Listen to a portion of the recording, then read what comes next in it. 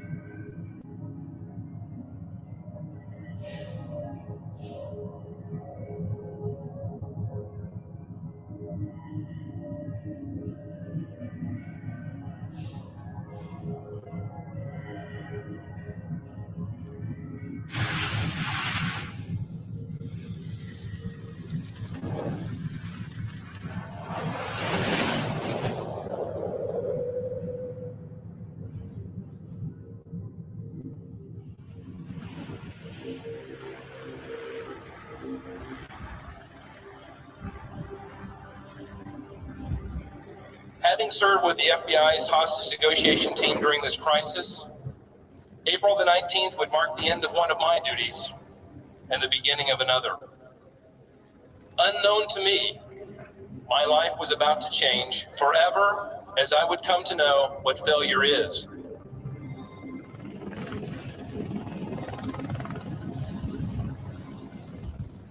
Today I saw the gates of hell. I saw the gates of hell.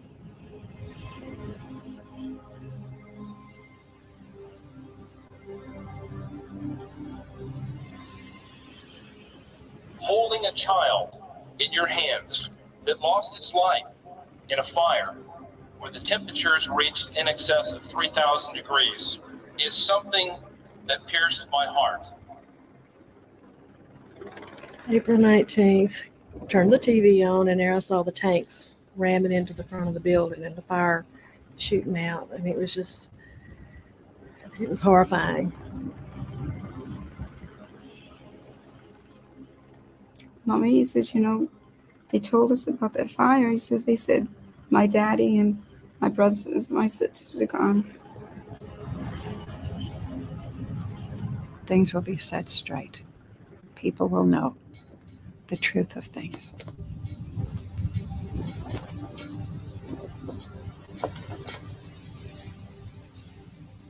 Today, two subcommittees undertake historic joint hearings on executive branch conduct that led up to the events at Waco, Texas in 1993. In human terms, these hearings are about a tragic loss of life. 4 brave young law enforcement officers lost their lives on February 28, 1993. A planned raid went badly and off course. These 4 agents, dedicated and proud, deserve our full respect. They did not choose to die, but like many others in law enforcement community, they chose to serve.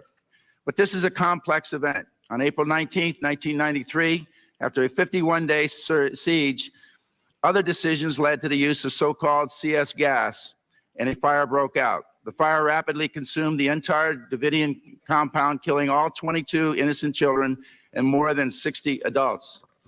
The truth behind that part of the tragedy is also important, and is the obligation of those who have responsibility for oversight to pursue the truth relentlessly.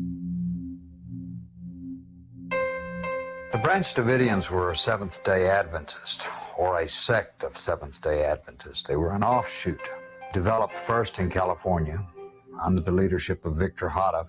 He moved to Waco in 1934-35, founded a community called Mount Carmel. His followers, in turn, moved to the location we know in the early 60s. If you once get to know these people, they're different from you and me.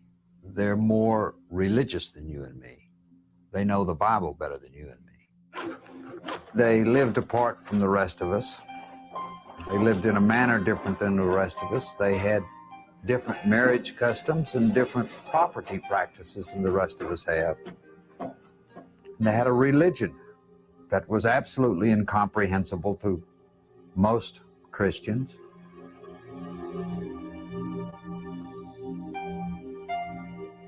Well, there were people from all walks of life, various nations, and a lot of them came from England. They were colored people as well as white people. Majority of those people in there were not criminals in the sense of the word that we think about them. They were truly believing people. I believe 99% of those people, their sole purpose was the attainment of eternal life, which is, after all, what I believe all of us that, at least that are Christians and believe in. The Branch Davidians believe, first of all, that as the remnants of the true faith, they would be attacked by a hostile army representing an apostate government, Babylon they called it, and that it was their religious duty to defend the faith. In 1992, the Bureau of Alcohol, Tobacco, and Firearms began an investigation into David Koresh for the possession of illegal firearms. They formed a dynamic entry plan to secure the premises and seize illegal weapons with approximately 100 federal agents and 3 helicopters, which would ultimately cost the lives of 4 ATF agents and 6 Branch Davidians. On February 28, 1993, at approximately 9:40 a.m., ATF agents, while attempting to execute a warrant, were met with heavy gunfire by a group of individuals occupying a compound approximately 10 miles northeast of Waco, Texas. The group is identified as the Branch Davidian.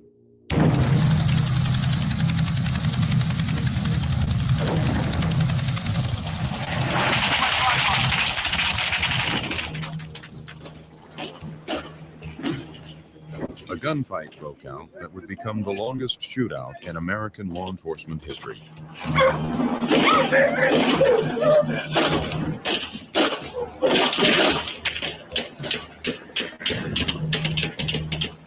According to the ATF, their men pull up to Mount Carmel, piled out of their cattle trailers, went running towards the door, guns pointed, shouting, "Police, search warrant, lay down." According to them, David was standing at the front door unarmed, and he shut the door when they started running towards him. And the next thing the ATF knew, it says, it was receiving gunfire from inside of Mount Carmel, in particular from behind that front door. He knew law enforcement was coming, and he was so diabolical that he laid an ambush. David Koresh expresses this. He says in this tape that he went out on his porch. He said, "Stop, there's women and children in here," and a shot rang out and hit the door to the right. That door, he says, kicked. I went running down the hall and found Perry Jones laying in the hall, screaming that he'd been shot. Perry Jones was in his 60s. He was unarmed, as was David Koresh. When they went to the front door, both were shot in the area of the front door. David was shot in the wrist. Perry Jones was shot in the stomach. And then he says, "If you don't believe me, look at the videotape. I know you have that tape," he says. "I saw you making it across the road." According to the agency, there were 3 or 4 video cameras pointed at the front door. It could tell you everything that happened at the front door of that building that day. They claim they can't find a single one of them. Every one of those videotapes vanished. In addition to the missing videotape, the ATF's on-scene activity logs also disappeared. I'm sorry, sir. You mentioned that notes were torn out of the surveillance log. I was just wondering, how does that happen? I don't know, sir. I had never heard that before. My dad's name is Perry Jones. He was an unarmed man. And you guys just shot through the door and killed him. Thanks a lot.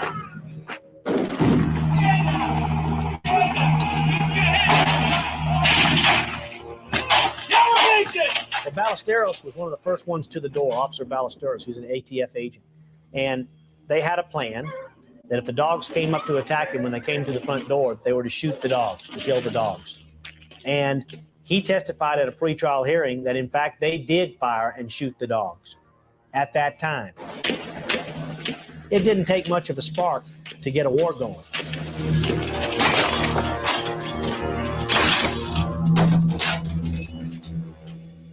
I remember gun shooting through the windows.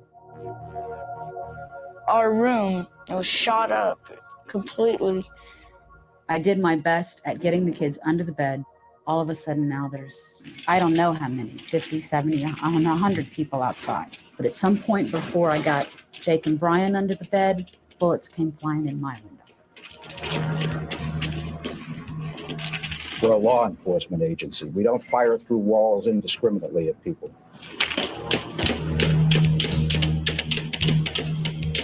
I greatly feared that they would come in, they would open that door, and even though I didn't have a gun, it wouldn't matter, that they would shoot me and the kids. They had already shot at me through the window, and I had no clue what was going to happen.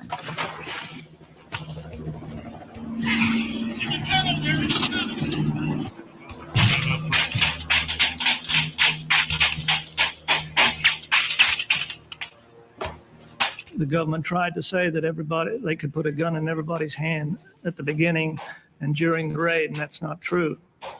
Most people were unarmed. There were a few that had guns, and I admit that, and there were probably those that reacted to seeing David and Perry and others gunned down, who responded by firing back. But it was not a general ambush as they would like you to believe. I am in sympathy with the families of those that lost, the families of the 4 agents that died. I know what they're going through. We lost a lot of friends and a lot of our families. I lost a daughter inside Mount Carmel.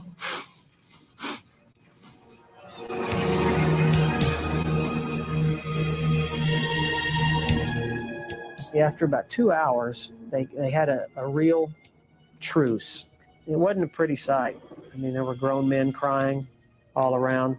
There was a group of guys that were down on their knees and they were praying. Very disturbing, type thing.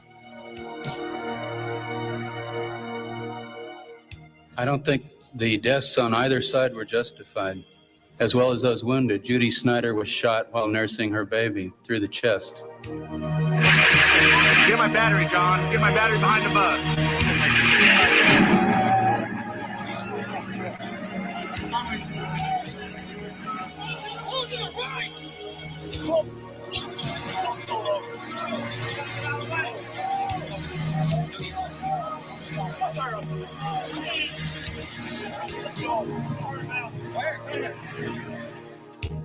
Immediately following the ATF raid, the Branch Davidians were charged with murder and conspiracy to murder of federal agents.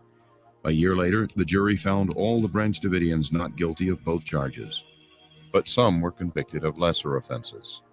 Since the initial February 28th raid, a review is before federal court to determine if the ATF used excessive force while serving the search warrant. Sir, I got people shot. Get the hell off of here. I'll get off the property. That's what I'm doing, sir. Have a little respect. I am, sir. You could have arrested me any day as I jog up and down this road. You could have arrested me going to town or going to Walmart. All this stuff you guys may want to avoid and deny. And I do not appreciate it, and never will I ever appreciate somebody coming here and pushing people around with guns. Hey, I'll meet you at the doorstep any day, and somebody will get hurt. If you want to keep playing that game, I'm talking to you. Somebody's going to get hurt. Because this ain't America anymore when the ATF has that kind of power to come into anybody's home and kick doors down and things like that.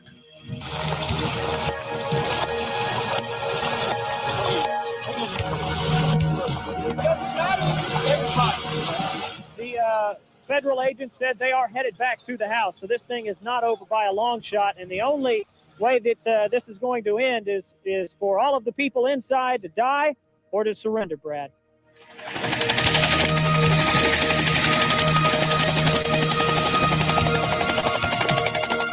was walking out.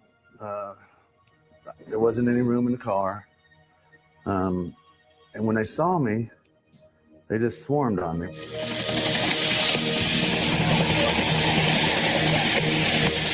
Get that camera out of here! Get out! Get that shit out of here!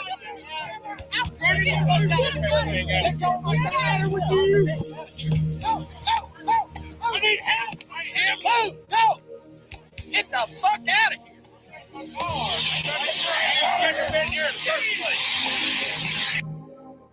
They're hitting me, trying to take my camera away from me, yelling at me. And after all this went down, the Secret Service asked me if I wanted to prosecute the agents. And I said, no. I said, I understand them. And I was their first vent valve.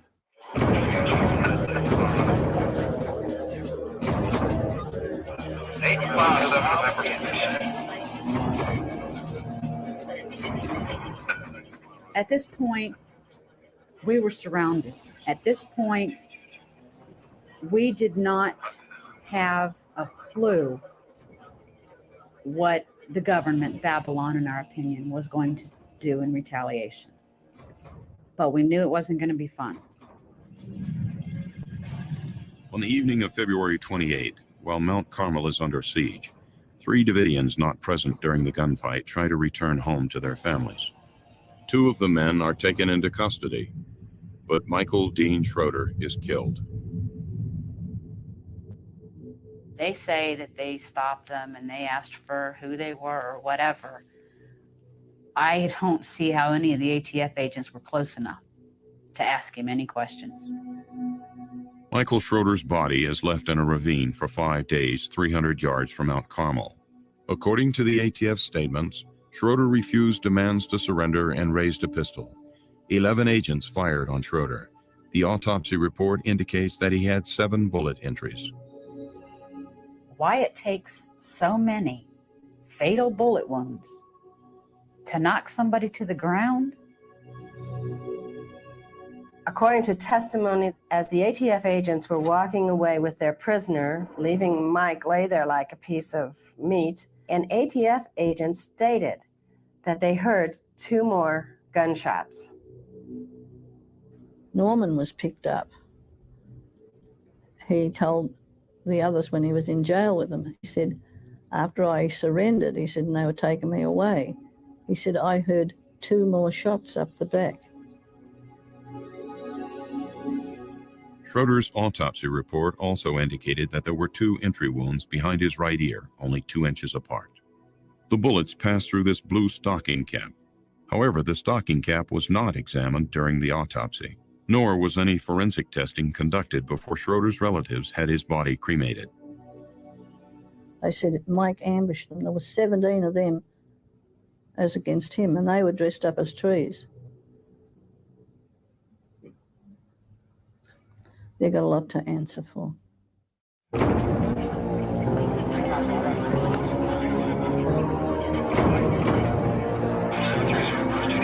After the initial raid happened on February 28th, we got several phone calls in from the ATF that said if they saw any movement inside the building, hands in front of the windows, if people were standing in front of the windows, that they felt that it was a threatening situation and that they would shoot us. On March the 1st, the FBI begins negotiations with the Davidians. Heavy military equipment is brought in, and a stalemate begins that will last 51 days. Several adults and children leave Mount Carmel and are transferred to ATF custody. The children are turned over to Texas Social Services. We have 21 children that have been released to our care thus far. The youngest of those children is 5 months old, and the oldest one is a 12-year-old. The children appear to be smart and well-educated, very sharp children. They seem to have been very well cared for.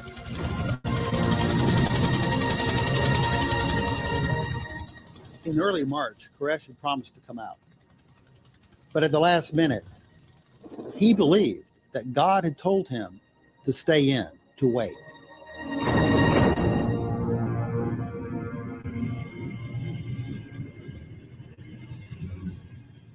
During the siege, David Koresh believed that the Nahum prophecy was being fulfilled, and which we believe, spiritually speaking, it's talking about the one world order. David Koresh believed that he was going to be the one that initiates the downfall of this one or new world order, the fall of Babylon the Great, by sacrificing himself and this denomination. The description of Nineveh in the book of Nahum, David likened to the description of this country, being old, stagnant in its ways. And the battle that takes place talks about these chariots and shields being bloodied and what's not. He likened that battle to what took place on February 28. To read Nahum or Habakkuk, and you're in it. You're experiencing it. It all fits together. It's all a conglomerate of different prophecies by different men at different times, talking about a war with Babylon, a great war. These tanks are for solely defensive purposes, and they will not be armed. We have no plans to assault the compound. 2,000 years ago, hey, who believed in Christ's doctrine? A man had to die, because no one would believe what he had to say.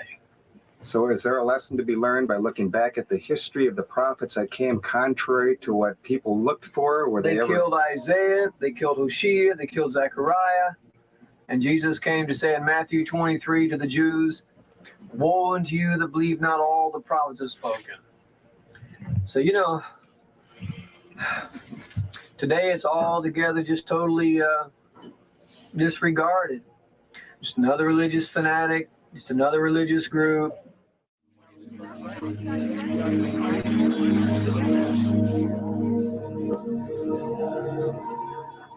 Ever since the rise of television, there's been a merger of news and entertainment. Monster stories and fairy stories are good, simple entertainment. And here you have media from all over the world is flown in and expected by their home offices all around the world to produce a story every day. I mean, the government could have just issued a press release every day, and the media would have read it word for word over the air. Just, I mean, that's how desperate it was.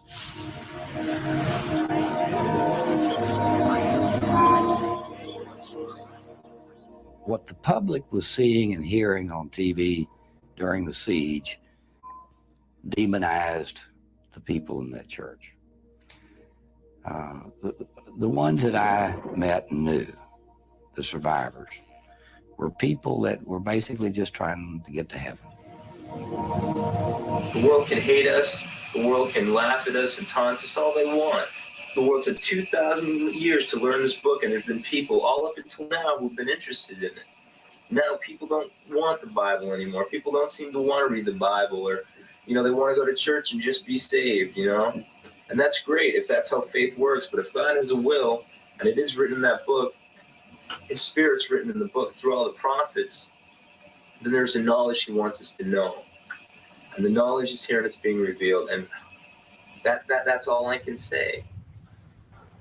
By March 24th, 25 children under the age of 15 and approximately 54 adults remain inside the church compound as Steve Schneider negotiates with the FBI.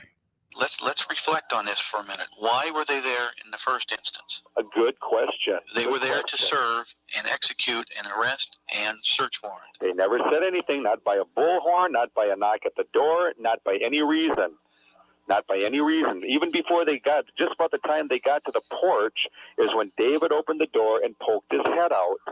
What we want to do and what we will do when the time is right is we will process the crime scene there. You know that. We know that. That wouldn't be so bad. The biggest issue that I've raised with you, Dick, is not that you would be here even, or that the Texas Rangers, but I am adamant about this part that the ATF is playing. The ones that came to this place, and when I've heard on the press conference the outright lies, and to think that that agency would be involved in any aspect of this from here on out blows my mind that that would even be allowed in America. Well, Steve, let's face it. There are some things that we will deal with when the time is right. No. You start dealing with it now so we can come out. I mean, that's one of the biggest reasons I have not been able to hurdle talking to the people, getting them to come out. Okay, Steve, why don't you and your family come out and then you handle these issues, okay? Why don't we do that? How am I going to handle them when I'll be shackled for hands and feet and throwing the keyhole he's throwing away? Who's going to hear me? They're after blood. Come on, Dick.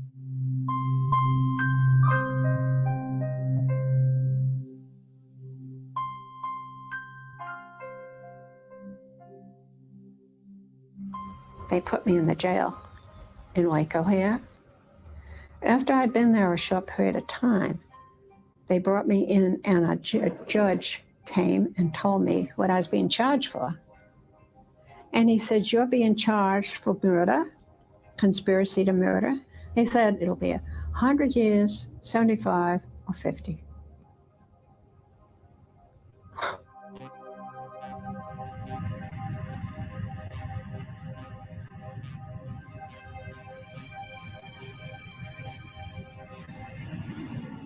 They were assuring us that we would be cared for in a professional manner. Then you turn around and you've got people that are flipping you the finger over top of the tanks. They're dropping their drawers and baring their butts. And these are the type of people that you're supposed to go out to.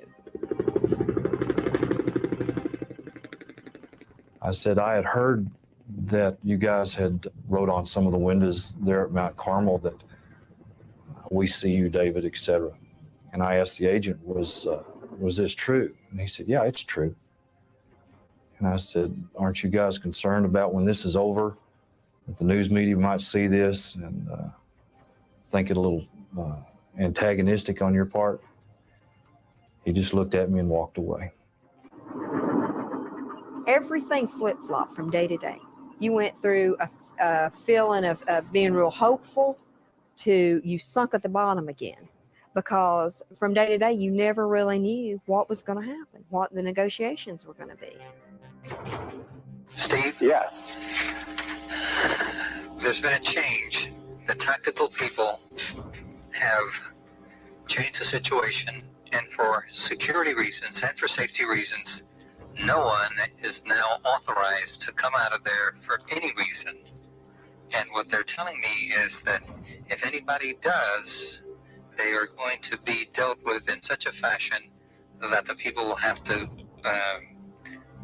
retreat back to the compound. What? I'm missing, I guess, what you're saying. Are you saying, make it as plain as possible? The patience of the bosses is no longer where it was earlier. Okay, I'm about ready. Listen to me now, Henry. I don't really give about your bosses. When you tell me one thing, or you tell us that is okay, and this Bradley comes up and says something contrary to what you are, you tell your bosses to get their butts together. Do you hear me? Would you respond to the allegations that the reason why we had a WACO is because the FBI was in disarray? It is obvious that from the time of the change in the administration, it was very clear that there was great discussion about the replacement of the director of the FBI.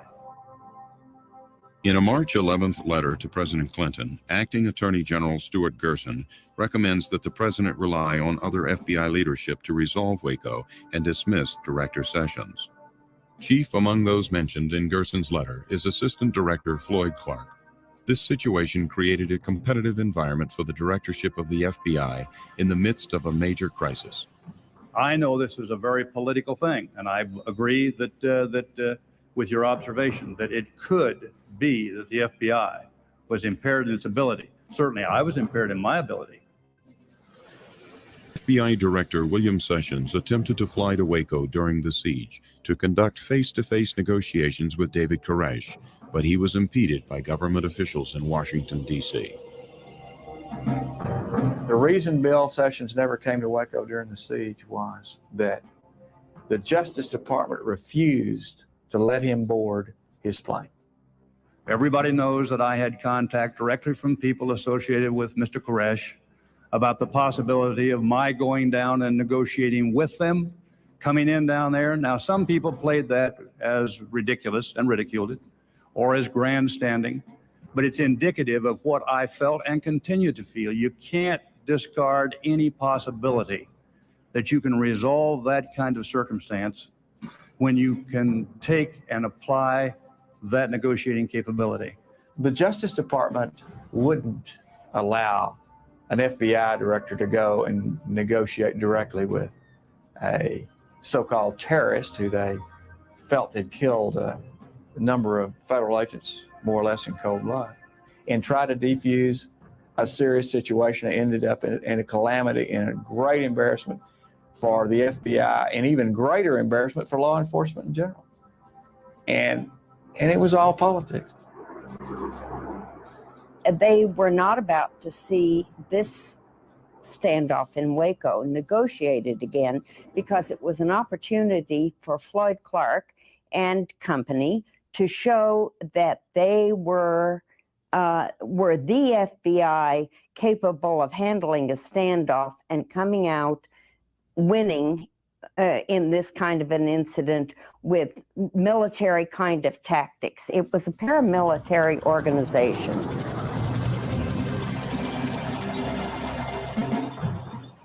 Maybe you might ask them if you can have some ice cream too, huh?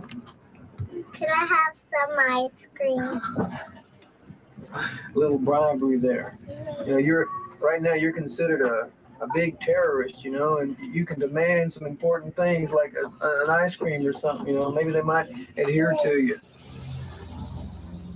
By late March, the FBI has cut off electricity to the compound and is preparing a series of military tactics to force a resolution. A direct quote from the transcript where it is said by a negotiator to Mr. Koresh, "We had a very good dialogue last night. The electricity will not go off tonight because we have had a good dialogue this evening." As a negotiator to Mr. Koresh. A half an hour later, no, I'm sorry, it's a negotiator to Mr. Steve Schneider. A half an hour later, the lights are turned off and left off permanently. The electricity is shut off. Why? I can't answer the why, but I can tell you that the negotiation team was disappointed in that decision.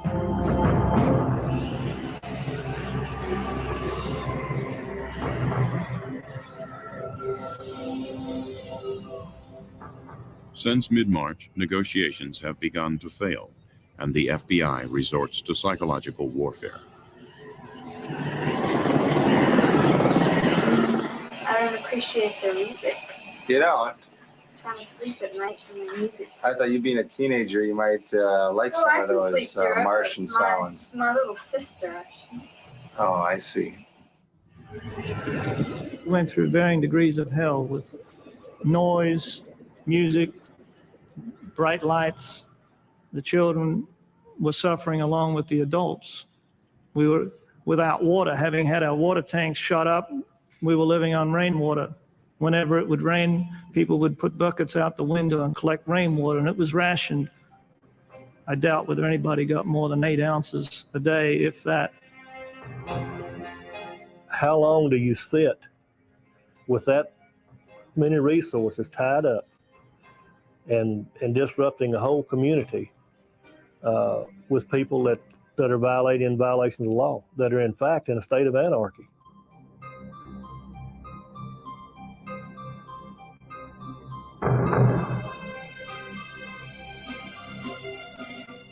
I can remember looking out the south side of the building. My attention had been drawn to the fact that the tanks were coming in and they were pushing all the things on the south side of the church, on the chapel, south side of the chapel, into a big heap. It looked like they were building a bonfire. We know from the evidence that the tactical element of the FBI was eager to put a quick end to this standoff. The irony of the situation is that the tactical people are actually precipitating the crises of the 19th. They tell me the commanders want more, and I'm telling them they're wrecking everything that we're doing, and it's getting 10 times worse. And the more they threaten these people, the more they'll lay down right on the floor, and they can run the tanks over them. I mean, that becomes the attitude. Steve Snyder, in a telephone call during the standoff to his sister Sue, refers to the prophecies in the book of Nahum, chapter 2. We're talking about the Bible and all the prophecies. But I know. Look at, when you get off the phone, you look at the book of Nahum. Yeah. The chariots with flaming torches are tanks. That's what Nahum saw in the final days. They're surrounded us. It's the first time in the history of the United States that the government has used tanks against its own people, Sue. It's stupid, I know it. Well, I had been talking to the negotiators myself, and I would tell them things that I thought would help. And it seemed like for instance, when they started playing the music, that they would laugh. They acted like they wanted to do everything to antagonize them. They really didn't want to help. And it just seemed like every prediction that David was predicting, they knew about, and they were making these predictions come true. And I kept saying to my family, why are they doing this if they want them to come out? I am bewildered in the wake of Jonestown why more time wasn't spent, and somebody, not out in the plains of Waco, but maybe in a nice, comfortable office in Washington, didn't immerse themselves in the religious tenets of this Branch Davidian group. If I knew about his plans to burn the place, we'd had a whole nother approach with him. We know about your plan to burn the place and destroy your people. We would have been broadcasting it. We would not even come close to approaching that place. Numerous microphones were planted inside of Mount Carmel that recorded several conversations of the Davidians reacting to the tanks and the FBI hostage rescue team. I mean, if they're going to come inside here and storm this place, they're going to be in the wrong. Who's Louis and Steve that they think they're going to go out there and stop the Assyrian when it's God's will that the Assyrians out there? They can't destroy us unless it's God's will they do. Haven't you read Joel 2 and Isaiah 13, where it says he's going to take us up like flames of fire? I trust in God. The FBI cannot get up here and say they did not know that David Koresh would respond when they made that assault. They knew that David Koresh was going to respond by trying to burn the place down, and they knew that because they had overheard undercover tapes and because they'd had prior negotiation tapes with him. Things are only going to get worse out there. This whole situation is not going to go away. You know, and I know, the only way we're going to resolve this situation is you folks come on out. That's the end of it right there. And now we're going to have to work to a point where this is going to happen. And now the trick is how. And a situation like this, hey, that's the answer. I tell you what, it definitely is an unusual situation for sure. Mm-hmm. Oh, sometime when you have a chance to read Isaiah 33 about people living in fire and walking through it and coming out and surviving. Seriously, it says, who can dwell in everlasting burnings? That's the question. There is a tradition in the Branch Davidian history that God would, in the end time, protect his people through a wall of fire. They understand the Bible prophecies to be warnings of what could happen, but not necessarily what must happen. Koresh wrote a letter to his attorney, Dick DeGarrett, in which he said he had good news. God had spoken to him. The waiting period was coming to an end. He and all the people could exit Mount Carmel and go through the system. But first, he was commanded to write down the meaning of his message, the meaning of the 7 seals. After he wrote that manuscript, he and all the people were commanded to leave. They actually had no choice to remain. God had told them to leave. This message is communicated to the FBI in an attempt to end the siege. Koresh writes his first seal and is preparing the second when the FBI begins implementing its final tactical resolution. They've been knocking down trees and dragging things off from outside Mount Carmel, little by little for several weeks. On the 18th, they got rid of everything that was left. Hurrah! It's just like the papacy during the Dark Ages. When they thought people were heretics, it went in and dealt with them. That was the way they believed. And, you know, we have to all follow our conscience. That's why America is supposed to be a great nation where we can follow our conscience according to our beliefs. There was an aura there that we're going to end this thing.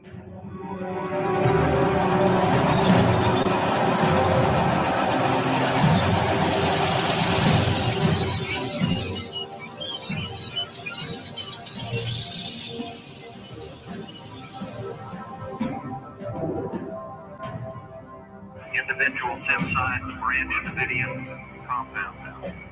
We are in the process of placing tear gas into the building. This is not an assault. This is not an assault. We will not be entering the building. This is not an assault. Do not under any circumstances. Gas was inserted using a Mark V delivery system secured to a boom. We would not use dosages that would harm those children.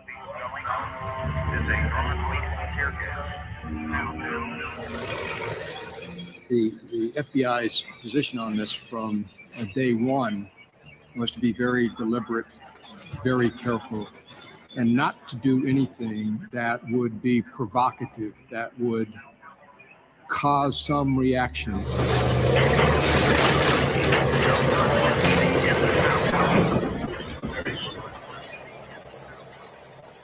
There were no injuries to FBI agents, and FBI agents did not return any fire throughout the entire day, in spite of being fired upon numerous times by occupants of the compound.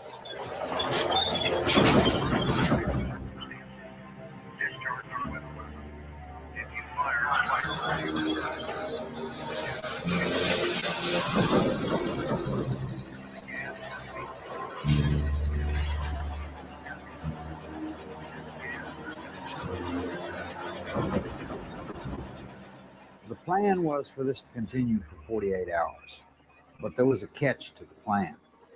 If the tanks took fire from the Davidians, they were then allowed to escalate the plan. According to the official briefing given to Attorney General Janet Reno by the FBI on April the 12th, the assault plan called for demolition of the building and permission to shoot streams of automatic weapons fire into the building to support an armored vehicle's approach. And we told them what was going to happen. This tank's going to come up. It's going to insert gas. We are not entering the compound. We're not fulfilling this prophecy. Don't presume that. Was the Attorney General warned that while we'd been very cautious about selecting what your experts say or experts say was non-lethal gas, we might still crush sections in the building? Did she understand that people might be killed? I find an inconsistency between the efforts of the gas insertion plan to save life and the actions of this tank. At Mount Carmel, you had people that were confined to an area. Where were they going to go? Who were they going to hurt? They ran out of gas canisters, I think about 10 o'clock in the morning. Everything they had planned for 48 hours was gone by then, and they were flying in more from Houston. The CS gas used at Mount Carmel was more potent than normal tear gas. CS gas would induce nausea, vomiting, and disorientation. As the FBI tanks demolished the building, the gas was dispersed from high-pressure bottles mounted on the boom of the combat engineering vehicles. Any indication about danger or harm to those children, the rule was back off. One of the first locations gassed by the FBI is the buried school bus, the entryway to an underground storm shelter. Following the gassing, the mothers of the children take them to an enclosed concrete vault, which the FBI calls the bunker. The FBI gasses the bunker for 2 hours. Approximately half of a panel that we had testified that some of the infants and children, since they didn't have gas masks, could in fact have died from inhalation or effects of CS gas. At the very least, the Department of Justice decision in fact resulted in the babies and children being tortured for at least 3 to 4 hours. I'd been told that earlier in the morning, the filters wouldn't last long. When it did block up, I'd taken my mask off only to find my face burning and stinging. It was like you had acid all over you. Some of them were trying to wipe it off with minimal amounts of their drinking water on, and perhaps a rag or whatever, only to find that it made it worse. So as I say, what the children were going through, only God knows. I saw grown men, adults crying because of the sensation of the gas. As I say, we were fortunate in as much as we were not in a enclosed environment like the children were, being sprayed point blank and not having any ventilation. We are now at what we believe is the next logical juncture of putting sufficient pressure on them to cause them to come out. We saw a hole that a tank had made in the south wall of the chapel, and we were kind of standing right just inside of that. There was a heap of rubble, sheetrock, and 2x4s that the tank had pushed in. We were standing just a little back from the hole, trying to decide whether if we went out, we would be shot. And as we were standing there, others were kind of coming in behind us. Next thing I knew, I kind of turned, was looking out the hole again, and all this smoke came down the outside of the building and got sucked in the hole where we were, and the whole place turned pitch black. That was the first indication that I recall of any evidence of fire.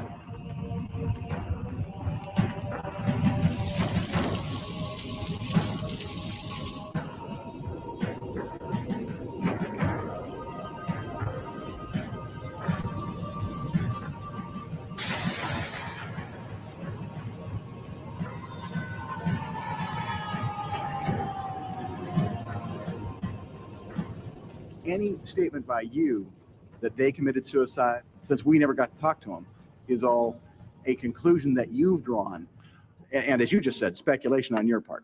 I'm trying to resolve in my mind why someone would sit in there for 6 hours with gas and not come out with a full opportunity to come out. Well, who was keeping them from doing it? Are they compelling themselves or what? I don't know.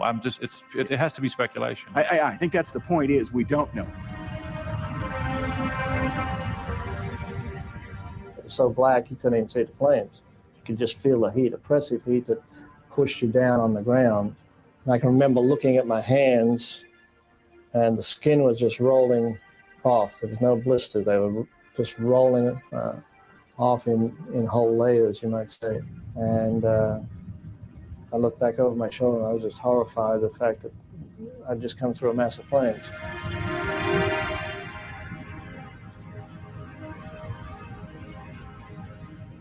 I heard some people screaming, kind of high-pitched screams. It didn't sound anyone was like a scream of fear. It sounded like more of a scream that someone's getting burnt.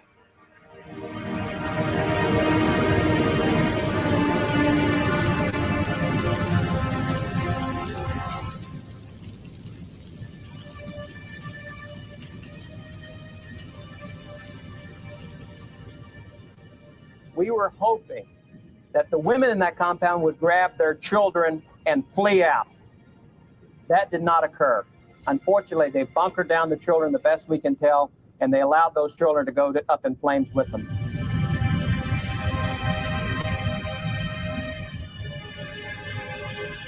David Koresh, Steve Schneider, 52 other adults, 25 children, and 2 trauma-born infants perish in the April 19th fire.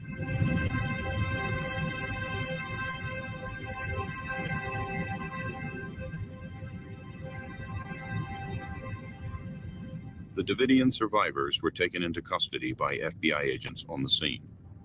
Let's go. Clive Doyle and other injured Branch Davidians were given emergency treatment at the FBI command post.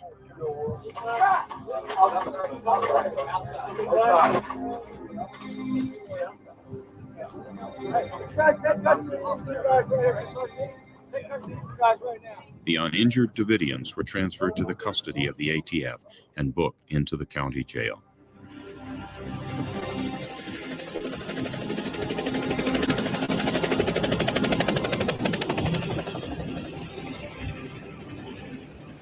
reason we didn't wait was the thing I've tried to say several times, I'm not saying it well enough, is that from his actions on the 19th, when he had some of those people killed by gunfire, others died in the fire for not being able to leave, which I think they were concerned over, most of them, over their salvation. That was his hold over them, is that he would dictate when that occurred. Many people would argue your actions. How do you respond to their families? It's not because of our actions. Those children are dead because David Koresh had them killed. There's no question about that. He had those fires started.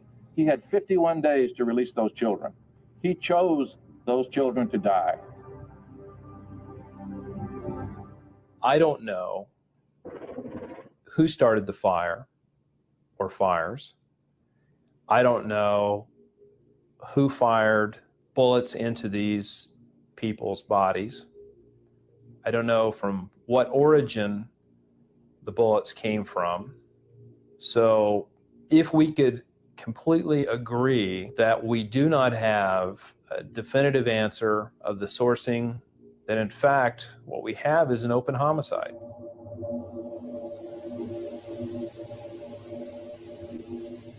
Is there anything that we've missed that we should go after in the remaining 2 days? Yes, sir. I think we've missed some of the questions as to, as I mentioned earlier, why items of evidence have disappeared, why the crime scene was destroyed before it could be evaluated. These areas, especially the evidence disappearing.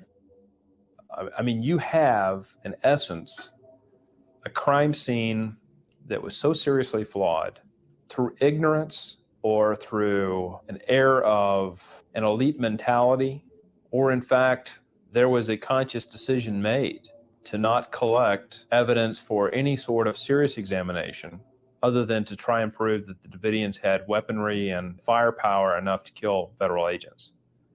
Some of these bodies exhibited characteristics of perhaps being shot. Did anyone fire from any other location?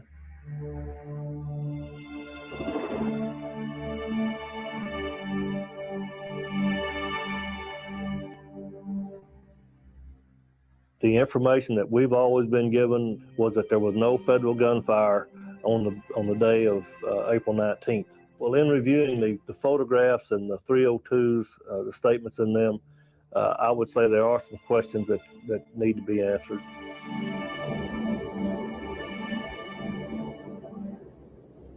The FBI named the sniper positions Sierra 1, Sierra 2, Sierra 3. On April 19th, FBI Special Agent Charles Riley stated in his after-action report that he had heard shots fired that morning from sniper position number 1, the undercover house. The position was occupied by the Blue Sniper team, led by Special Agent Lon Horiuchi. Horiuchi stated that neither he nor his snipers fired their weapons on April 19th. The fact that Agent Horiuchi states in his 302 that the snipers at Sierra 1, which was the undercover house, did not fire, and there is a shell casing, expended shell casing there visible on the floor, would also raise a question. 4 expended shell casings are later found at Sierra 1, the location of Agent Horiuchi's Blue Sniper team. What makes this particularly interesting is Mr. Horiuchi, coincidentally, happens to be the FBI agent who shot and killed Vicki Weaver at Ruby Ridge and has been charged with manslaughter by the state of Idaho.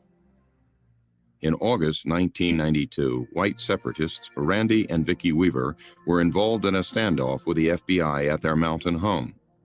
Agent Horiuchi shot and killed Vicki Weaver, who was standing in the window of the door holding her 10-month-old daughter. She was standing there holding the baby in her arms, holding the door so we could get in after they'd wounded me. And this guy is still running free. According to an internal federal government investigation, Horiuchi's shot is termed unconstitutional. Lon Horiuchi was never tried. 7 months later, he was the leader of the Blue Sniper team at WACO, accompanied by most of the FBI team from Ruby Ridge. Our desire was to get them out to use non-lethal means in a systematic manner so that they would come before the bar and face justice. We did not want this to occur. At some point, we had to up the ante. He was continually fortifying. He was demanding and was seeking provocation to get into a shootout with us, which we were refusing to do.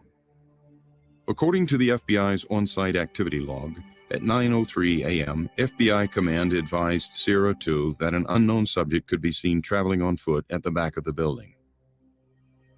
In this aerial photo, taken at approximately 9 a.m., a Davidian appears to be leaving the building and walking toward the back of the compound.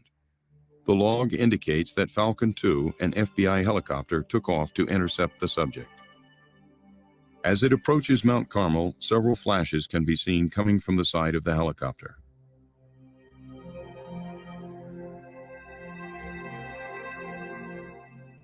Dr. Edward Allard, a former supervising scientist in video and television imagery at the U.S. government's Night Vision Directorate, examined the helicopter footage and concludes that the flashes are gunfire.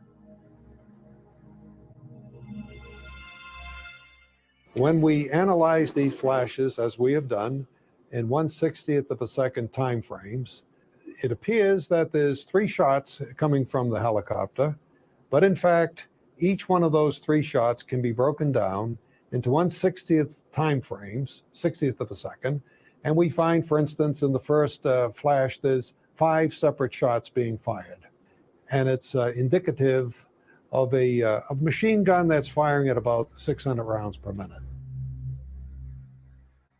In this view of one of the FBI's helicopters, a pedestal-mounted machine gun can be clearly seen in the doorway.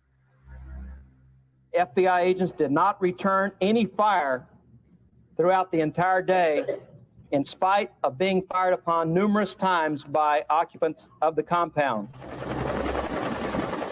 On the other hand, since this is on a helicopter and people might say that it's reflections from the windshield, it's impossible for these shots that you're seeing with your own eyes to be solar reflections, because if it were so, the helicopter would have to be violently moving back and forth like a mirror in your hands, and this is impossible. So it's in our opinion, it's clearly machine gun fire from the helicopter.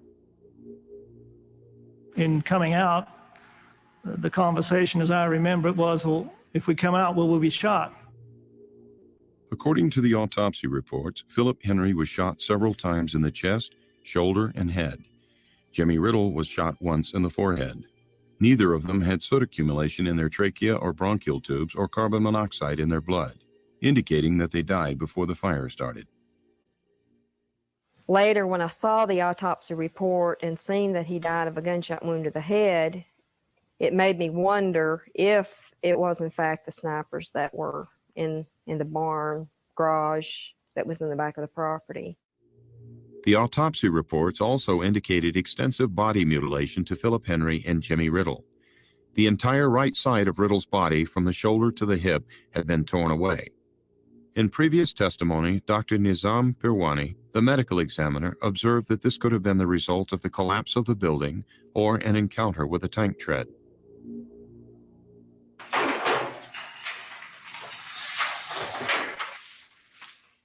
Philip Henry's body was interred during the year following his death.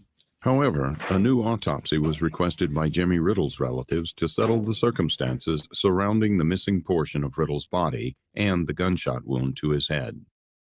Dr. Ron Grazier, the forensic pathologist who conducted the examination, concluded in his findings that the damage to Riddle's skeletal remains is consistent with a tank having torn the body apart. A forensic examination of the bullet entry wound in Jimmy Riddle's skull could not be conducted because the evidentiary portion of the skull was missing. Dr. Pirwani performed the original autopsy and was asked to provide a certified copy of his report for comparison. According to Riddle's relatives, the local Texas authorities and U.S. Marshals refused to allow Dr. Pirwani to turn over the documents. We got to Dr. Pirwani's office trying to get the information on my brother, Jimmy Riddle. Dr. Pirwani told me that he didn't know why they kept trying to keep the information from us. He didn't know what they were hiding, and that He had the information, but he was ordered by the U.S. Marshals and the JPs not to release any information to me. While Americans were watching events unfold at the front of the building, the FBI's infrared video shows what took place at the rear of the structure. What a FLIR really does is it takes invisible radiation, which is called infrared radiation, and it converts it into visual radiation, you might say, that we can see with the eye. What we have here is a tank infantry type of an operation. As the tank moves forward, two men have dropped out of the escape hatch. They roll over, and as they roll over, they open up with automatic gunfire. We've measured the actual time of the individual flashes, and they occur at a fraction of a second, in some cases, a 30th of a second. There is absolutely nothing in nature that can cause thermal flashes to occur in a 30th of a second. Somebody related or who had prepared a film or analyzed a film, representatives of the department and representatives of the FBI went over it in detail and concluded that there was no basis for suggesting that shots had been fired. As the tank crushes the roof of the gymnasium, gunfire can be seen streaming into the dining room from positions in the courtyard. I stopped counting after about 62 individual shots.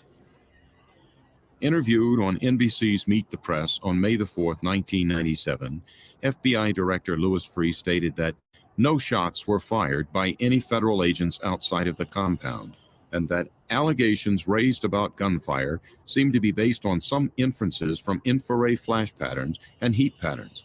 I think the overwhelming evidence clearly shows that no shots were fired.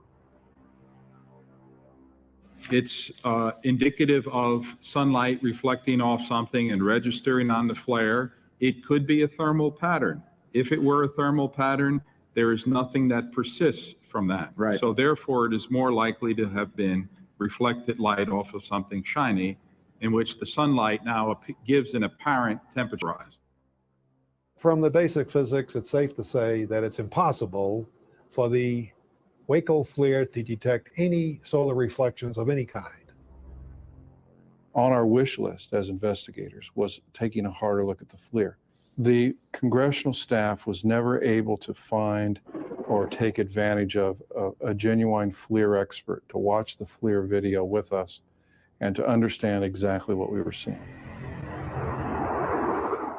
By comparison, this Department of Defense FLIR video, taken in Somalia in October of 1993 as troops exit a helicopter, shows gunfire similar to the thermal signature on the FLIR videotape at WACO.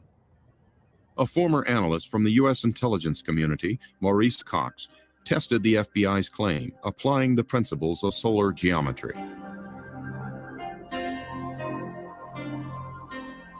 For an aircraft flying at an altitude of 9,000 feet, a flash anomaly occurring on the ground would be visible in an area only 100 feet wide.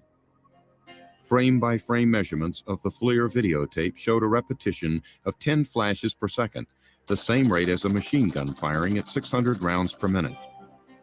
According to the Sunlight Reflections Report, in order to duplicate these multiple flashes, the reflective surfaces would have to be exactly the same shape and size and positioned in an array too precise to occur by chance.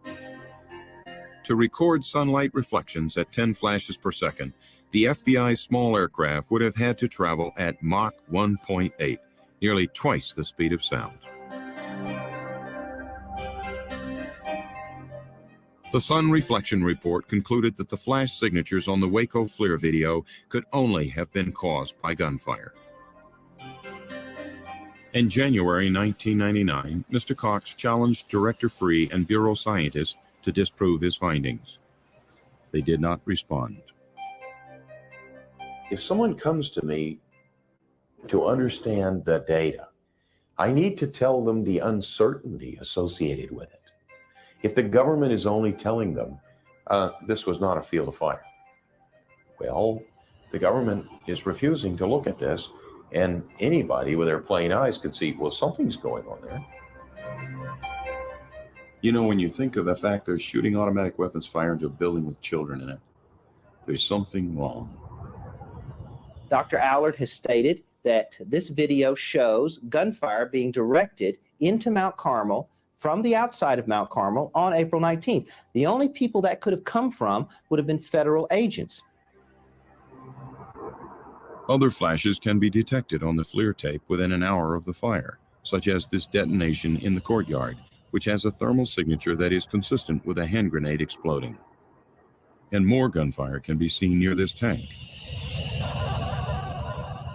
But if the FBI's claim is true, and the hostage rescue team didn't fire at Branch Davidians, then there is another possibility.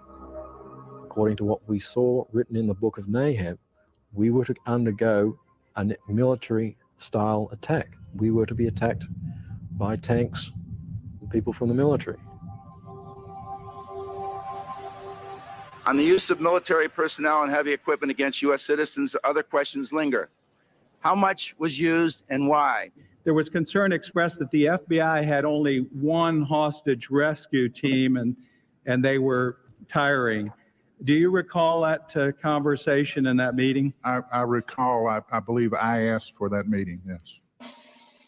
On April 14th, just 5 days before the fire, a meeting was held between Attorney General Janet Reno, the FBI command team, and Special Forces commanders Brigadier General Peter J. Schumacher and Colonel Gerald Boykin of Delta Force.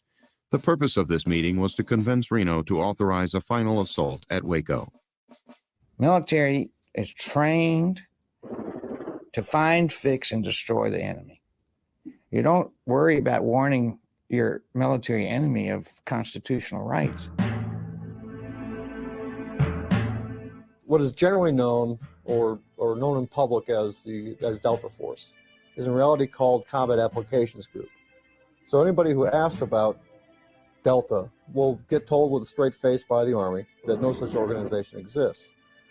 What organization does exist is Combat Applications Group, and their stated mission is to perform counterterrorism operations overseas in defense of U.S. interests. Earlier in an opening I gave this morning with regard to the Posse Comitatus Act, just to refresh my colleagues' memories, the Posse Comitatus statute is a criminal statute that states that it's a crime to use any part of the Army or Air Force to enforce the laws of the land unless authorized by Congress or the Constitution. There is, in my judgment, it is absolutely clear that no law was violated. No action was taken that comes close to violating Posse Comitatus or any other law. General Huffman, do you agree with that? Congressman, so far as the Army's involvement in this, I would say that is correct.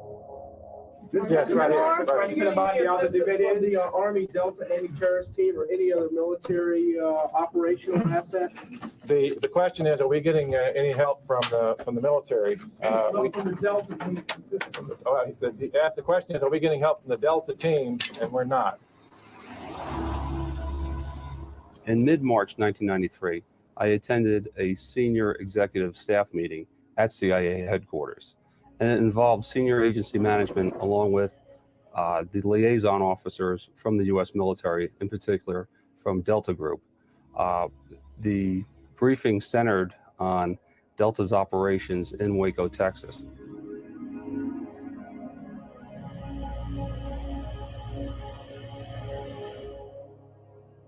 This previously classified military document confirms the presence of Delta Force at Mount Carmel. With approval of the Joint Chiefs of Staff, an observer was deployed to the scene on March 21, 1993, accompanied by 3 other operators also characterized as observers. One particular soldier was questioned by a member of the hearing and pressed. He did not want to reveal even the existence of Delta Force, and finally had to admit that they were present. Originally, I was told that there was just going to be 1 or 2 Delta personnel there as observers, but during the briefing, it was mentioned that there was over 10 Delta operators at Waco, Texas, and they were not there merely as observers, but would be participating in any type of operational or tactical effort against the Branch Davidians. My understanding is that in some way, the U.S. military, Delta Force, were advising the hostage rescue team from inside the tanks or inside the Brady fighting vehicles, or were present at the sniper posts to provide support or assistance. And those types of activities to me would mean forward deployed. They were not back at a conference room or table giving advice or saying you ought to think about this. You thought they were out there working shoulder to shoulder with the HRT. Approximately a year after the WACO incident, I was deployed overseas in Europe, and I had the chance to meet some of the Delta operators that I had been on previous assignments. They had told me on several different occasions during my meetings with them in Europe that not only were they forwardly deployed at Waco, Texas, but they were actually involved in a gunfight with the Branch Davidians. When you see the individuals roll out from the tank and come around the sides and start shooting into the building, what they're doing, they're defending the vehicle. If HRT or Combat Applications Group, whoever was pulling the triggers, expected resistance, expected shots to be fired, then their moves on April 19th made tactical sense. But I did talk to some Combat Applications Group guys, and they did confirm that, yes, portions of B Squadron were there pulling triggers. There's no doubt in my mind that the flashes on the FLIR tape was fire from semi-automatic or automatic weapon fire being returned into the building. I mean, it's inconsistent to even think otherwise. There were people there on the ground with automatic weapons, and flashes such as that only come from one thing, and it comes from rifle barrels that are firing back into the building. Their operators had penetrated the buildings on several occasions, planting surveillance devices, listening devices, sensors. And on one occasion, I believe it was April 17th, late 17th, early 18th, Koresh was actually within 6 feet of one of the operators, and they radioed back to the Tactical Operations Center for permission to grab him. Within minutes, the word came back from Justice Department, no, we already have a plan in place. That plan, of course, being what happened on April 19th. To me, that would be an offensive gesture. When you enter someone's home, that's pretty offensive, and I would personally have a problem with that. I think that it violates everything that I've been taught, that you don't use the military against civilian personnel in this country. What about other reports that the military Delta Force may have been involved in one way or another? Will you make an inquiry into that as well? We will pursue any issue that is in question.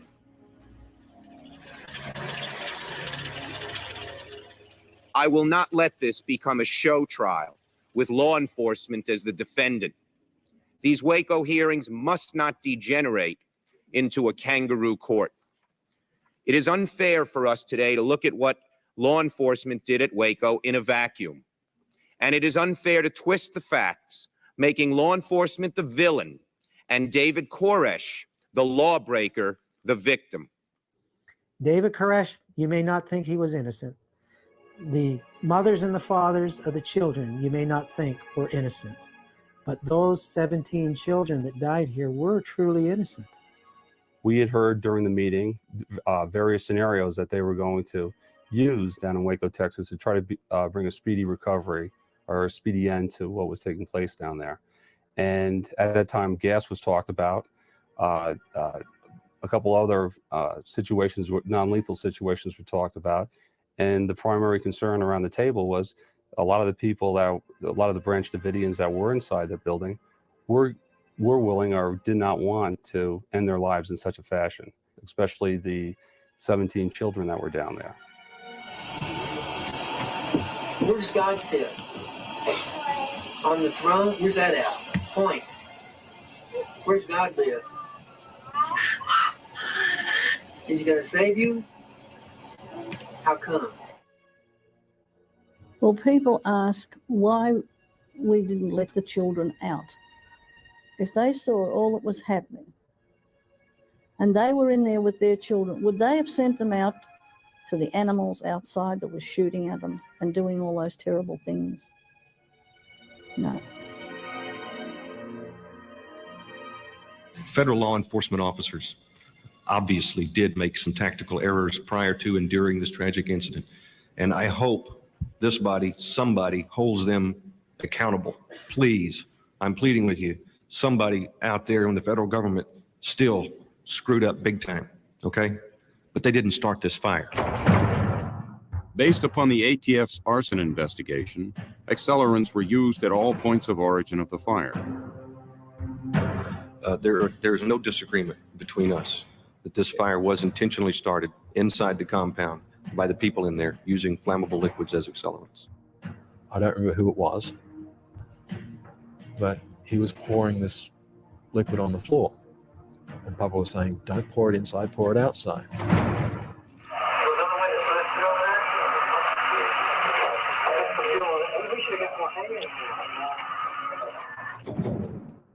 It was clear to us from listening to those tapes that the government was going to be able to prove that the Davidians, at least some of the Davidians, had a plan, and that some of the Davidians were aware of this plan. I'm sure that the FBI down there had a lot of fiber optics, audio, and visual equipment installed in the building there. I'm sure they knew exactly what the Branch Davidians' plans were, what their intentions were, if there was an attack against the building, such as a gas attack like that. If they believed we were going to try to enter the compound, and then the way the overhears sounded, like there was one comment, we're going to wait until they come in before we light this. Why in the world would the FBI make the assault knowing that information? It borderlines on criminal misconduct for the FBI to make that assault when they knew that he was going to respond like that, particularly on the most windy day of the year. The FBI claimed that it never used pyrotechnic CS rounds, munitions capable of starting a fire. However, in this footage made prior to the fire, 2 agents are seen firing projectiles from an M79 grenade launcher into the storm shelter at the north end of the building. Seconds later, white smoke pours from the shelter. According to CS expert Colonel Rex Applegate, any tear gas that creates smoke is considered pyrotechnic. There's been some unfortunate reporting talking about that if tear gas were utilized, it would deprive the children of oxygen and it perhaps could be fatal. What they were describing is not the type of tear gas that we are using. We're using a non-pyrotechnic type tear gas, which does not deprive them of oxygen. So it is not a lethal type gas. This is a U.S. military Mark 651 CS projectile recovered in the aftermath of the Mount Carmel fire. It is pyrotechnic and has a burning time of 25 to 30 seconds. It generates a distinctive cloud of white smoke. I am very, very troubled by the information I received this week suggesting that pyrotechnic devices may have been used in the early morning hours on April the 19th, 1993 at WACO.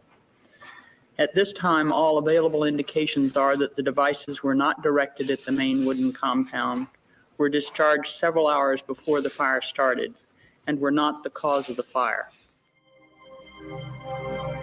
In the fall of 1998, unprecedented access to the WACO evidence lockers was granted. The pyrotechnic projectiles identified in the crime scene photos were missing from the evidence boxes. However, 2 additional 40mm munitions were found.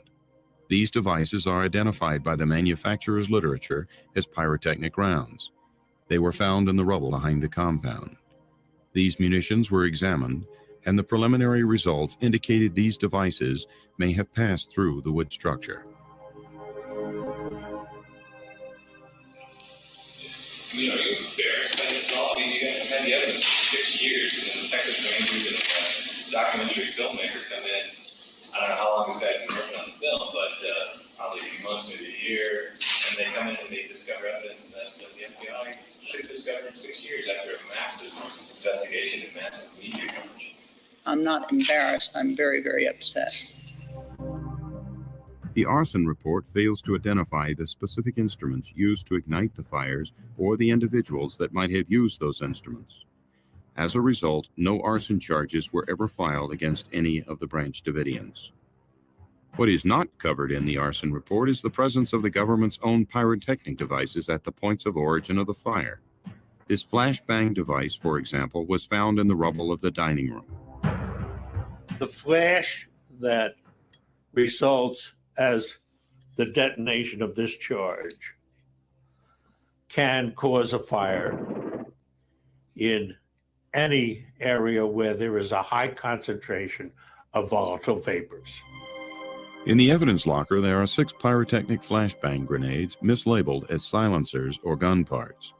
According to the Texas Department of Public Safety, they were found in the southwest corner of the building, the dining room, and the chapel, all 3 points of origin of the fire.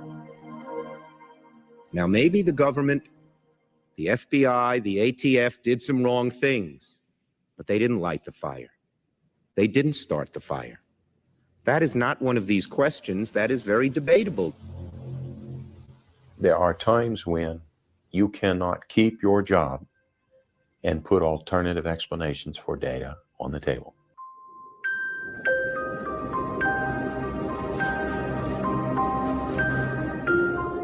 Any of us can think about, yeah, we'll stay in a building, burn up. I don't think many people would do it, and I don't understand why they didn't come out.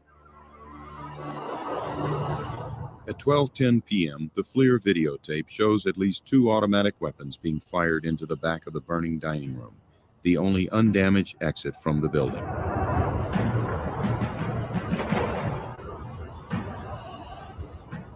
And what we have is we have men firing automatic weapons, and they're firing into the burning building. And like some sort of a cowboy movie, they're retreating down the building and firing as they're retreating. I cannot remember something more sickening that I had to do to witness this.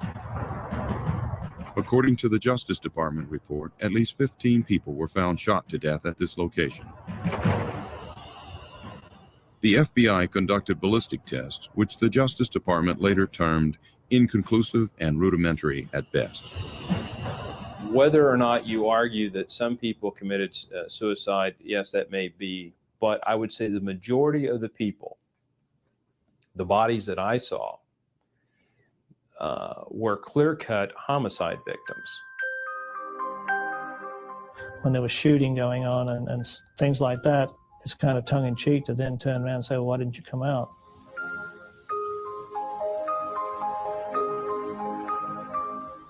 As a peace officer, you're trained that killing people and taking someone's life is the absolute last thing that you ever want to do, period. You signed on to help people. You didn't sign on to kill them. If the opinion is rendered that there was no shots fired from any other location other than from within the building, i.e. meaning the Branch Davidians shot themselves through suicide or homicide, then the government is left with a position that we are not going to do ballistics tests on anyone's weapons, whether they be Bureau officials or other officials that might have been on the scene. The forensic evidence on the bodies themselves is very troubling. The bodies were preserved in a frozen or near frozen state inside 2 trailers for the purpose of examination. For some reason, those trailers who were under the control of the FBI were allowed to not have any electricity running to them, and the bodies deteriorated beyond which any sort of forensic evidence could be gathered. And we were very, very troubled by that. The crime scene was declared a biohazard, and since the FBI predetermined that this was a mass suicide, the crime scene investigators were instructed to sift, wash, and bleach the evidence associated with the bodies, destroying much of its evidentiary value. Grinding up all the crime scene. And I'm saying to myself, well, what in the hell are they doing that for? Except for they conveniently trying to cover up something that they don't want the public to know. During the siege, some of the women and all of the children were sent to the bunker located in the center of the compound. The bunker was an old church records vault which had survived a fire several years before. It is here that the remains of some of the women and the young children were found. based upon the fact that the majority of the women and children protected themselves by dousing themselves with water and blankets, trying to keep the smoke to a minimum, trying to prolong themselves, their life, in a nearly fireproof container, clearly demonstrates that they weren't embracing the flame, that they were trying to flee the flame. According to their autopsy reports, some of the children were still alive during the fire, but based upon the condition of their bodies, there was evidence of a deadly explosion.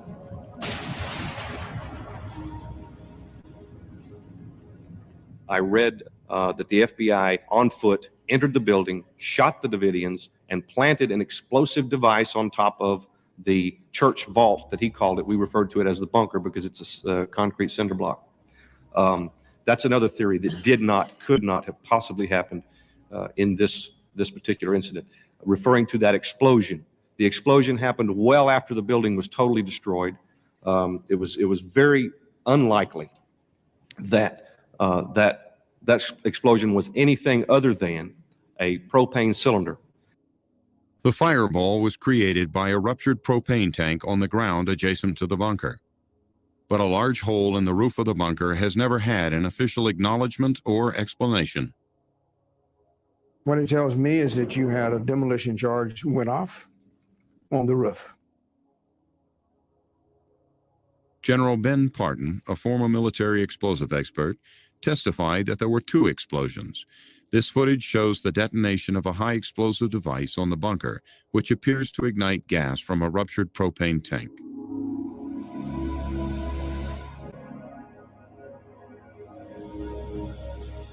After completion of the FBI and Texas Rangers investigation, the bunker was bulldozed into rubble. 6 years later, in 1999, permission was granted to test the residue from the blast. Strangely, however, that portion of the bunker was not found after a thorough search of the rubble. That's a child's. I mean, that's just a little bit. Like a 1-year-old. Yeah. See this? Boom. Yeah. You know? According to the FBI and ATF investigation, the Branch Davidians did possess some low-order explosives like gunpowder. But this would not be capable of penetrating 6 to 8 inches of steel-reinforced concrete like a high-order explosive such as TNT. The blast hole at the top of the roof, you can plainly see the rebar is bent in. The damage to the stainless steel refrigerator, which appears to have been under the blast hole, is consistent with a shape charge, and the blast being directed downward into the room in this enclosed concrete room would very likely cause some seam rupture and create a huge overpressure inside the room that would pretty much kill everybody in there. Anybody who was under this device when it was blown would have been horribly mangled, probably dismembered, pretty much like being thrown into a grain thresher.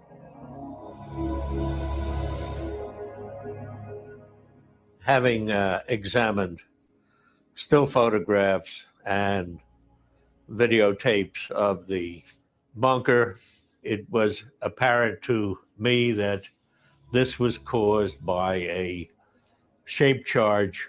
But what bothers me is who would have the audacity to use such a charge. Rather than risk your own people going in there and trying to shoot it out with them, it's a standard tactic in city fighting, in military operations of built-up terrain, to use explosives in this manner to kill people in the targeted room that you're going to attack. The military's advice to the FBI was that it should focus on the leadership and capture or kill David Koresh. It was to our benefit that we were able to prevent him from carrying out the second part of his prophecy, and that is that he intended to kill as many members of law enforcement as he could before his members were killed. It was to our benefit, and we're most fortunate that none of our people were injured. Well, it's very obvious that the effort that was demonstrated there assured that there would be no survivors in the church records vault.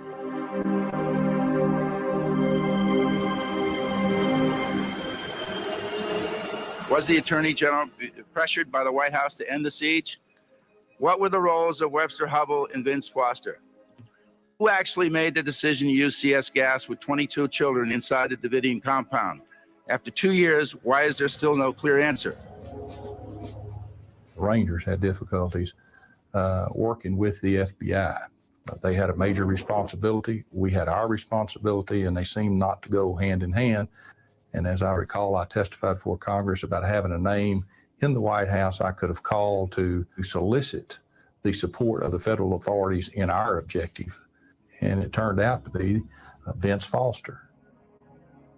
Mr. Hubble, do you recall a meeting on or about the 14th or 15th of April that you attended with Vince Foster, with Mr. Nussbaum, and I guess some others, in which was really a turning point? Did you or others at that meeting recommend, or was there any discussion about the use of military force or equipment?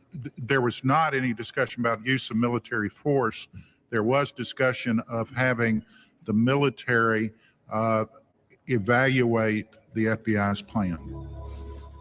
The briefings by General Schumacher and Colonel Boykin of Delta Force gave Attorney General Janet Reno the assurances she needed to okay the FBI assault plan. Presidential counsel Vince Foster was the White House's point man for the WACO affair. 90 days later, Foster commits suicide. He had a lot of things on his plate at the time, the firing the travel office being one, but nobody was killed in that one. What I think was really on his mind was WACO. To this day, I don't understand what he meant by the FBI lied to me. Mrs. Foster said that her husband was depressed about a number of matters, and she ranked the WACO tragedy very high, as any of us would who are responsible for such an activity that resulted in such a tragedy. In this FBI 302 report, Mrs. Foster indicates that her husband was troubled by the deaths of the children at WACO and believed that everything was his fault. When you are troubled by something and you feel responsible for something, you can only feel responsible for it if you could have done something about it. Perhaps Mr. Foster felt that he could have done something about WACO, whether he tried to intervene, whether he was overruled. The extensive use of governmental privileges against grand jury and criminal investigations has, of course, been a pattern through this administration. Most notably, the White House cited privilege in 1993 to prevent Justice Department and Park Police officials from reviewing documents in Vincent Foster's office in the days after his tragic death. The day after Vince Foster died, I got a phone call from a fellow who used to be on my squad, who told me that they, not explaining who they were, but they had agreed that the FBI was going to come over and do a regular crime scene search of Vince Foster's office. During the Whitewater investigation, Deborah Gorham testified she saw a WACO file in the security file cabinet next to Mr. Foster's desk. In addition, Michael Chertoff, counsel for the Senate committee, inquired about a letter by Vince Foster involving WACO. Neither was ever recovered during or after the crime scene search, and their whereabouts are still unknown. However, White House Secret Service agent Harry O'Neill testified that Maggie Williams was seen removing files from Foster's office the night of his death. Thomas Castleton, an intern and Mr. Foster's assistant, testified that he had also removed a box of files. Just to let you know where we are in the state of the record. We have received evidence that, in fact, the box was in Mr. Foster's office. Did you understand the box you were taking up was a box of files that originated in Mr. Foster's office? I did understand that, sir. You heard that from Maggie Williams? Yes. And in fact, it was Maggie Williams, the chief of staff to the First Lady, that you accompanied in taking this box up to the residence, right? That's right. What were you told by Maggie Williams about why the box was being taken up to the residence? I was told that the contents of the box needed to be reviewed Reviewed by whom? by the First Lady. Maggie Williams was Mrs. Clinton's chief of staff. Maggie Williams took out, you can't call it anything else but what it is. It was evidence. One of the interesting things that happens in an investigation is you begin to get anonymous phone calls.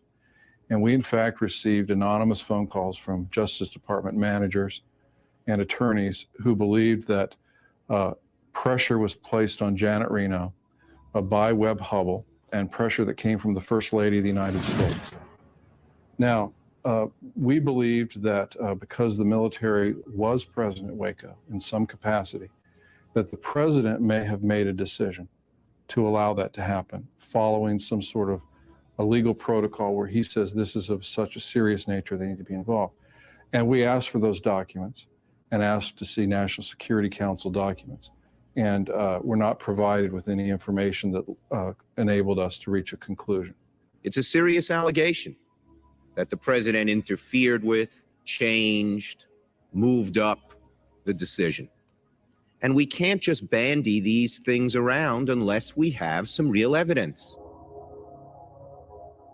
If Combat Applications Group was on the ground that day, actually pulling triggers, the origin of that operation would have come directly from the White House.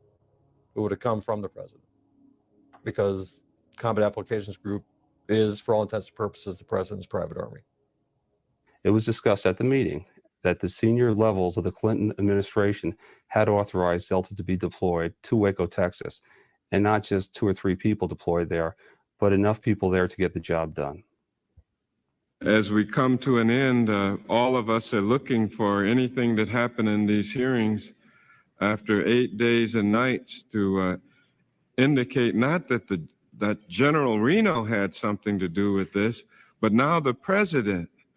Well, after we've exhausted that bit, the only one left that I can think of is the butler. Maybe the butler did it. I am surprised you hadn't tried to subpoena the butler by now.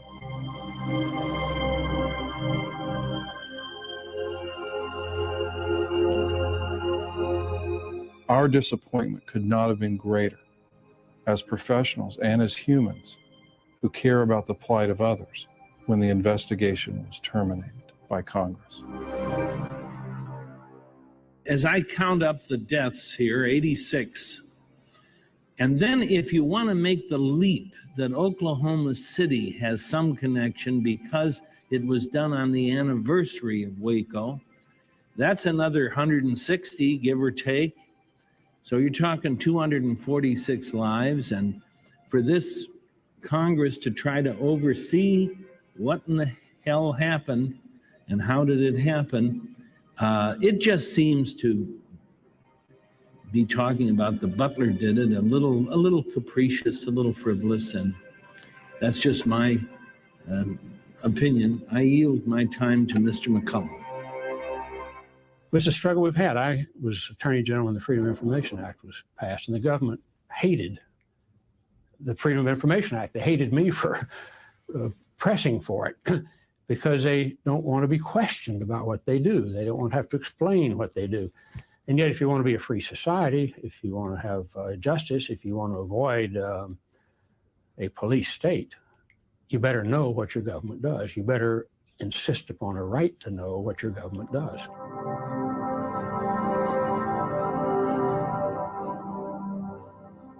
Even though you have a $20 million investigation, you don't have $20 million answers. There's nothing about Waco I feel good about. But imagine seeing small children disarticulated with bullets and debris, and having to pick up their body and their head comes off in your left hand and their body comes apart in your right hand. I mean, that leaves a horrible, absolutely indelible, etched in your brain memory of a tragedy.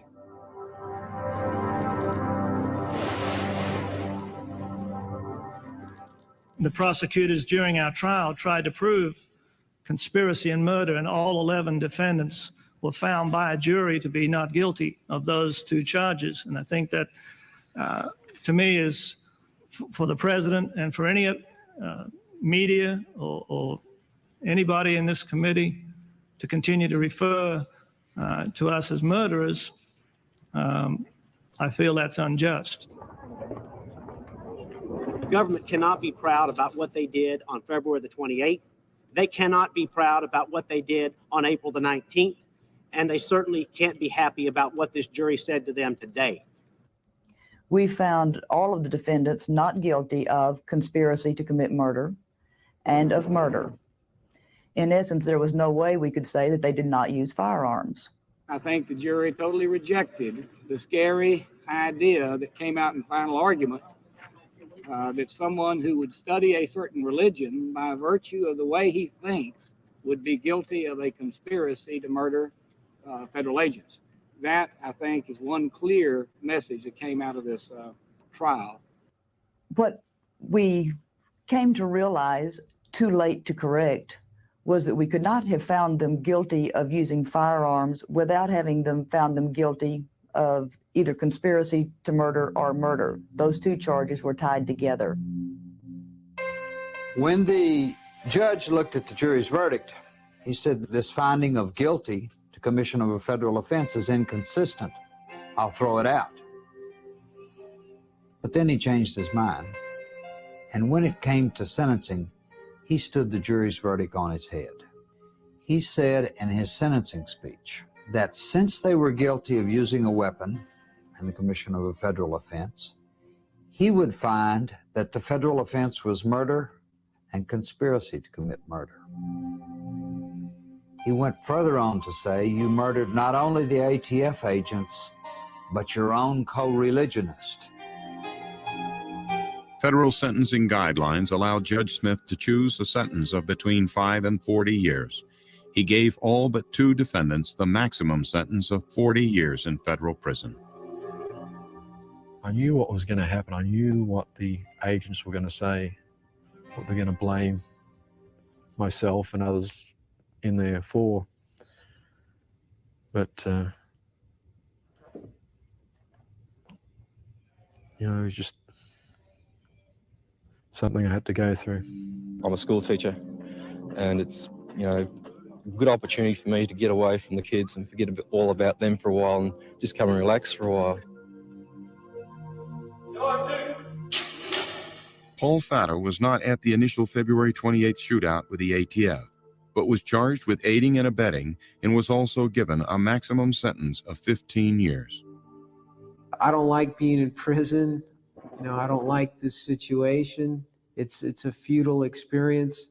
I don't understand it. I don't think it's making me a better person but I believe it's all for a reason. The system had every opportunity to be fair and honest and truthful and treat us properly.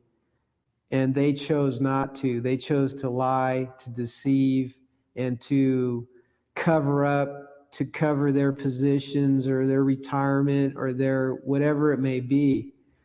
And that's something they got to deal with. They got to look at themselves in the mirror every morning and say that, hey, I made decisions that ended up costing a lot of people their lives.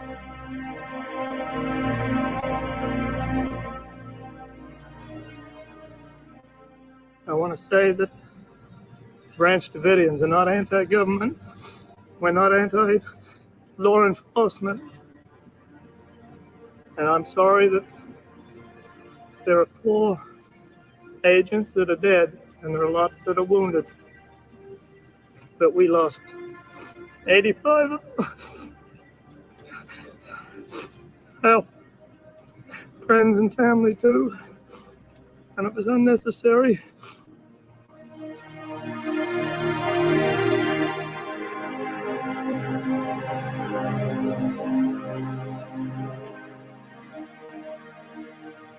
I hear a lot of people saying that, that they hope this will never happen again. What happened to us? I believe that what happened to us was just the beginning.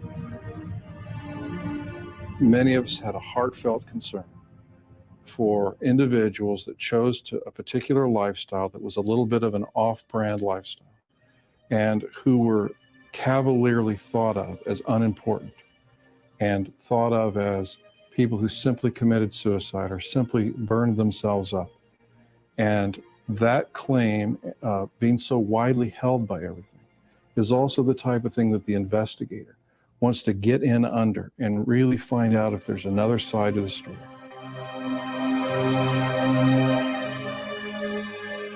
They were my life. They meant everything to me, and they still do. And I thank God for the hope that one day, and I hope it's soon, that I'll be able to put my arms around them and play with them again and take care of them, God willing. We cannot put this government in the seat of God and go along with this government and say, look, you can take life anytime you well please, just like you did right before our very eyes. We had a play-by-play, just like it was a football game. But you can't do this. You know, I think the media needs to be the watchdog for the people. I mean, that's why it's the First Amendment. It's not the Second, not the 16th. It's the First Amendment. Somebody way back when thought it was very important that the media be the watchdog. I mean, in this system of checks and balances. And in this instance, it was asleep.